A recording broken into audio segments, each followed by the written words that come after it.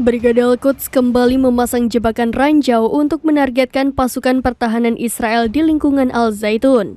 Al-Quds pun mengunggah video yang memperlihatkan kondisi IDF seusai ledakan ranjau. Adapun video tersebut diunggah di Telegram pada Kamis 7 Maret 2024.